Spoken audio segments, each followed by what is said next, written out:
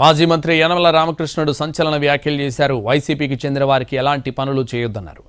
ఆ పార్టీ వాళ్ళకి పనులు చేస్తే పార్టీకి నష్టం జరుగుతుందన్నారు. తన కుటుంబ సభ్యులు పనులు అడిగినా చేయనని, అవసరమైతే పార్టీ కోసం తన వారిని వదులుకోవడానికి సిద్ధమన్నారు.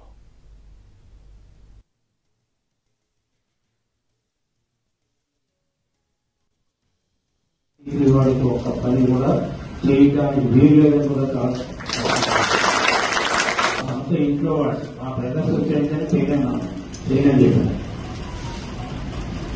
ఎవరు చెప్పినా చేయని చెప్పాను. అంతేత అంత స్ట్రిక్ట్ గా ఉంటేనే దానికి హోదా ఉంటుంది. మరి రెండోసారి రాదు, ఒకసారి చెప్పేసాము రెండోసారి రాదు.